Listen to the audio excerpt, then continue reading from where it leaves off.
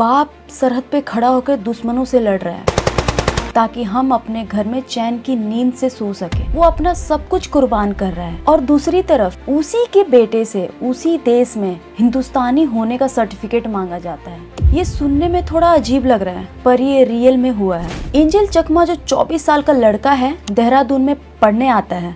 Private college का एक छात्र होता है जिसके अंदर वो MBA कर रहा होता है। अपने हाथों की लकीरें सुधारने, अपना भविष्य बनाने के लिए बहुत मेहनत करता है। अपने पिता की तरह ही वो भी काबिल बनना चाहता था, कुछ करना चाहता था, अपने परिवार का सहारा बनना चाहता था। परंतु उसके साथ जो हुआ वो दर्दनाक हुआ और इसकी शुरुआत 9 दिसंबर की रात को हुई जब एंजल और उसका भाई दोनों ग्रोसरी लेने के लिए मार्केट जा रहे थे।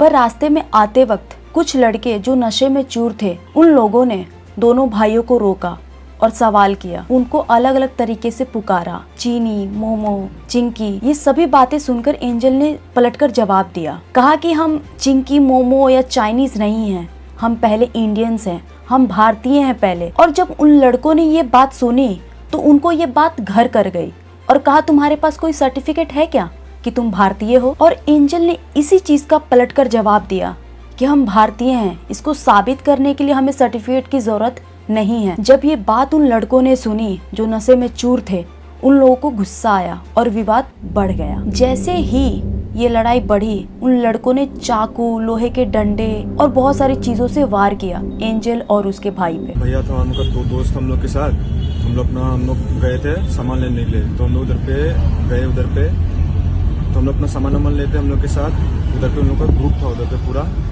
तो उन लोग थोड़ा पी रखा था उन लोगों ने।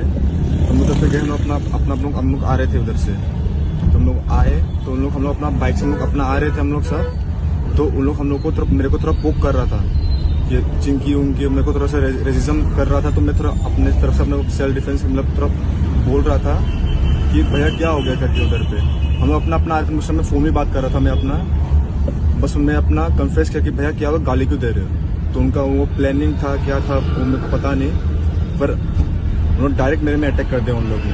तो फिर भैया आया, मेरे को बचाने के लिए आया। फिर भैया को मेरे को कड़ा से मारा, लगा उससे। क्या ये सही था? क्या ये कहना कि हम भारतीय हैं सबसे पहले, क्या ये गुनाह था? इसी लड़ाई में एंजल और उसके भाई को बहुत ज्यादा चोट आई।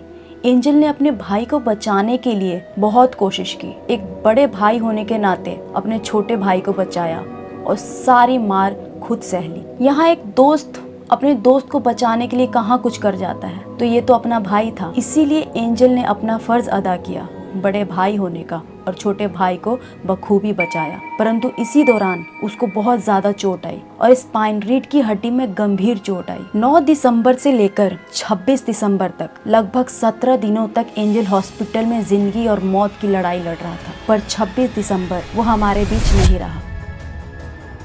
जो पिता देश की रक्षा के लिए वर्दी पहनकर सरहद पर लड़ाई लड़ रहा है, दुश्मनों से बचाव कर रहा है कि हम चैन की नींद ले सके, वहीं उसका बच्चा उसी के सामने मर गया। क्या सोच रहे होंगे उसके पिता, कहाँ मैं सरहद पे हूँ, देश को बचा रहा हूँ, यहाँ मैं अपने परिवार को नहीं बचा पाया। एक BSF जवान जिसका बच्चा खुद के देश में सुरक्षित नहीं है। ये सुरक्षा और कानून पे सबसे बड़ा सवाल है। भारत में नॉर्थ ईस्ट के लोगों को अलग तरीके से देखने की एक परंपरा सी बन गई है। उनको टेररिस्ट समझना, चाइनीज समझना, चीनी समझना, चिंकी समझना और अलगावपन के नजरिए से देखने की बीमारी बन चुकी है। ये शब्द जो चिंकी, मोमो, चाइनीज।